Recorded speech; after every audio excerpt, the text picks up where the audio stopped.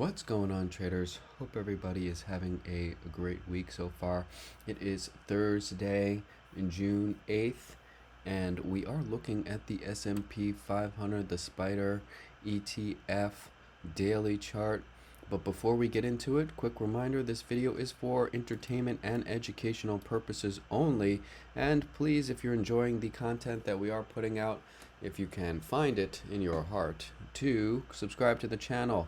Make sure you smash that like button, really helps out the channel with the YouTube algorithm. And don't forget to subscribe if you're enjoying the videos, market updates that we are posting usually every day. So with that being said, let's get a little bit more in depth. Not too much has changed. We are still ranging here back and forth, and we are still holding this bigger pattern, right? This bigger structure that I have been watching. A nice confluence if we do actually start to dip down here. Nice confluence now setting up with the top of this megaphone pattern and the 9-period moving average here on the daily. But not too much overall to report, as we still just going back and forth. And we could continue to keep doing this until we have CPI next week. So I believe it's on Tuesday. I will update more about the data next week over the weekend on that video. But we are still just pretty much flagging, going sideways. Markets were up today about $2.50, 0.6%. Final print was at 429.15, and we made an attempt again at the upper part of this range, but bulls were unable to break through and push us higher. I believe this is about 4,300 on futures, and we keep kissing that zone, but can't really get over yet. So very interesting as far as that's concerned. We could just be building up pressure and power before we make that big move and break out. It is possible that we see a nice move tomorrow, but it's hard to make any predictions as far as that's concerned, because again, we are just going sideways, and when we break this range is really anybody's guess, right? I mean, it's going to happen at some point, but we just really don't know when that's going to be. And it could be for that CPI, but maybe we get it tomorrow. We get a Friday trendy, so we'll see what happens with that. But as it stands, bulls still in control overall. Bigger picture, still we have not broken this megaphone pattern to the downside yet. So until that really starts to happen, it's hard to get too bearish, overall on the market. So there's really not much to go over here on the daily. The only thing I will say is that I'm almost starting to peak up into the overbought area. It's not quite, we can get pretty extreme. We've had readings up in the 13s and the 11s before, and we're just now getting into 11. So it's still a little bit of room there, but nothing really yet that's saying, oh, just based on this, that's saying, oh, that we could be, looking for some downside. Same old song and dance. We are still above value here, so nothing has changed, and that is definitely something I am watching as well. But we were talking on the weekend video about that volatility compression, and gosh, VIX is just getting crushed here, down really low in the 1350. So we have seen that as we've just run sideways now for a few pretty much all week. And VIX is certainly getting into very interesting areas down here, so we want to pay attention to that, because eventually we are going to have a pretty nice bounce here on the VIX. But when that's going to happen, I don't really know. But we are in areas that we've seen major reactions before, as you can see down here. What is this, 3 or 4 years ago? We haven't been this low in a long time. So the compression on the volatility is continuing. So that is definitely interesting to note. All right, so let's go back into the S&P here. Weekly candle, obviously it hasn't closed yet, so we'll have to see, but weekly candle is pretty much green on the week overall, so that is nice, but we are pretty extended from the moving averages, at least on the weekly here. The 9 is all the way down at 418, and the 20 all the way down at 410, with price being up at 429. So look at that space right in between where we price action is being delivered and the 20. So again, it's not something, oh, that doesn't mean that, we have to retrace, but as they get further extended from these areas, it's definitely something you want to watch out for as well. So let's get a little bit more into what we're looking at for tomorrow, and we'll keep the video pretty short because, like I was saying, not too much has changed. We've just been really trading around this range that we've been watching, right? And bears, excuse me, tried to break us down here. Actually took a short in the morning and got most out here at the bottom.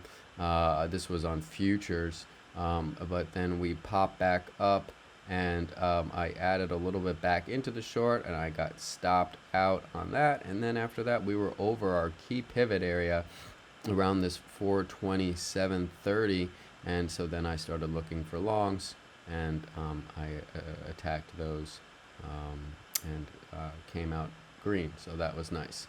But you can see really how perfectly, it just hit that bottom of the range at 425.82. Hit it here as well. Boom. And didn't really nick it here. Didn't really get there, but these levels have been working out pretty nicely.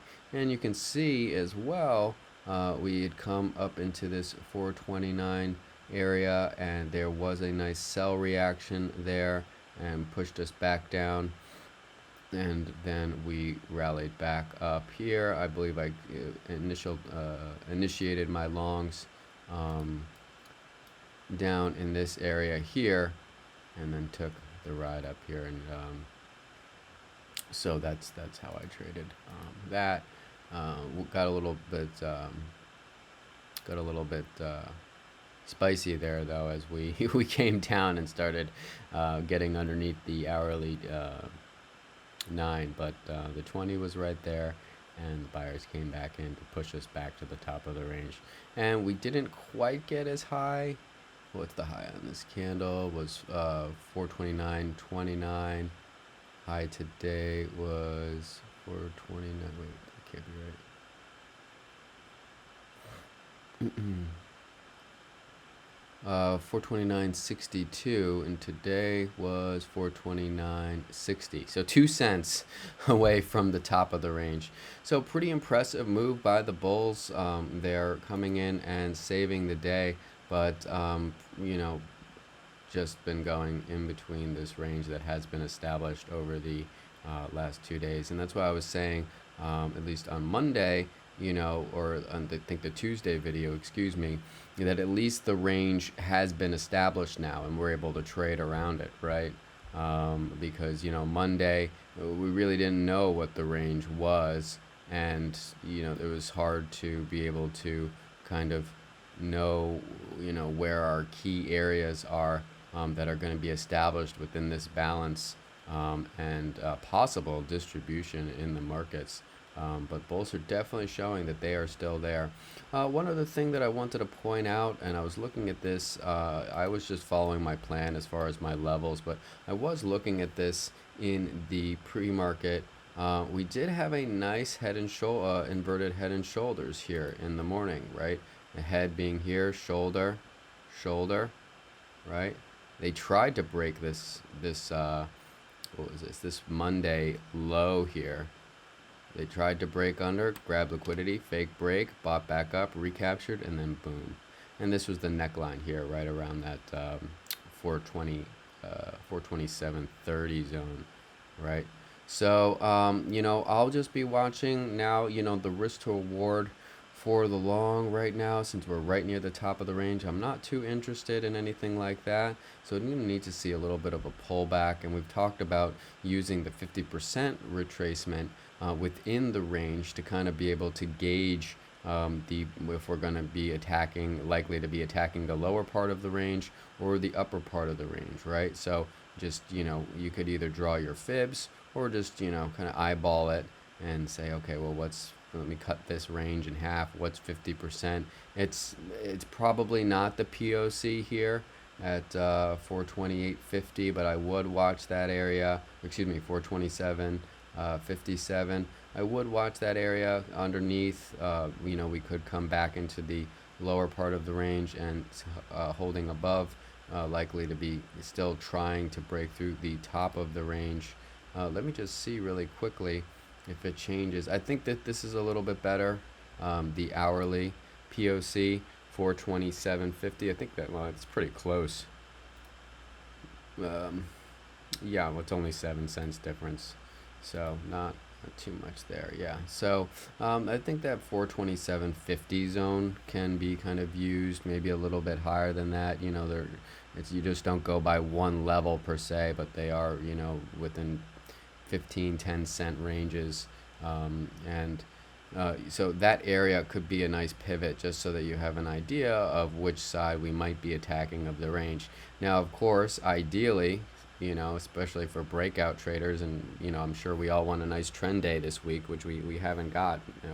Will the market gods bless us on a Friday trendy? It's possible, but the main thing that we'll have to look for is breaking above, and I'm not going to take the breakout, right? I'm going to hold, wait for it to retest, and then I'll initiate the long, and we'll try to get back up higher, and seeing some nice candle closes really over 430, right? I mean, you could say over 429.62, sure, 67, but you've got that, and I think I mentioned this in the last video, you've got that 430 so close, whole number psych.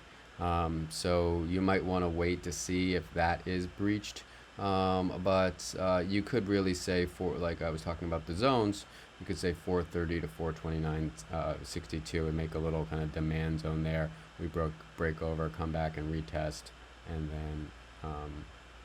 then look for moves higher. But right now you can see the market's working out the balance in the auction.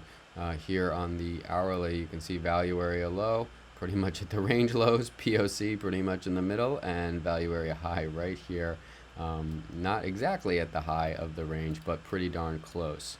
So the profile, and you can see it here, all the volume traded within this range, where the rest of the profile looks pretty, pretty ugly. But I still am, at least for the bear side, it's the same situation, right? We break here, we got to stay under for at least 30 minutes, and then maybe look for a retest, or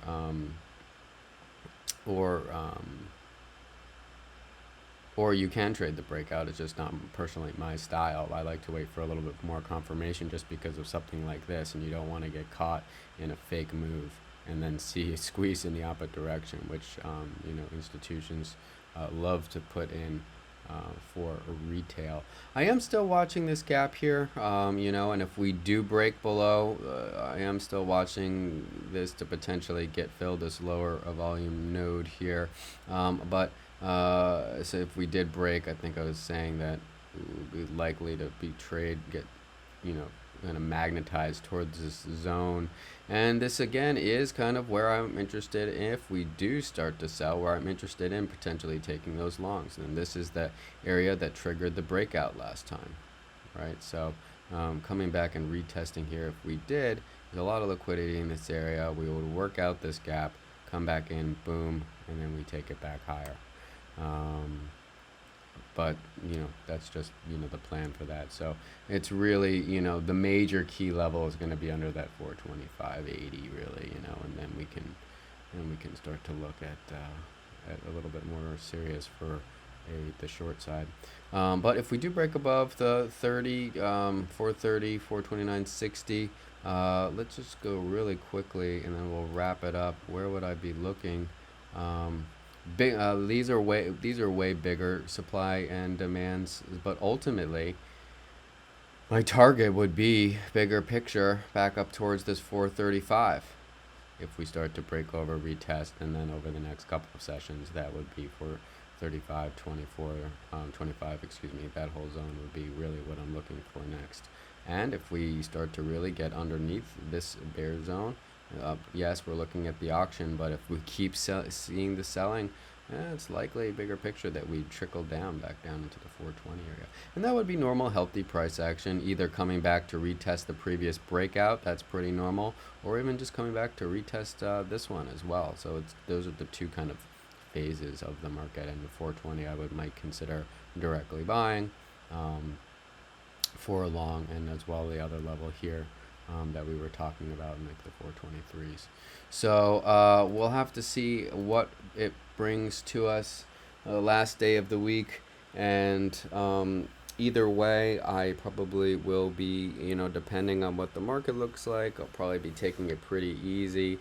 Hopefully we get a Friday trendy, but there's no reason for me on a Friday to really push the gas unless I really get that sense, from the market that we are going to be having a trend day. And then if we do actually break out of this range, then I'll be fully ready to take advantage. So I hope this helps. And if you could please, like I said, don't forget to thumbs up the video. Really helps out the channel with the pesky YouTube algorithm. Otherwise, take care, and I hope you all have a great Friday.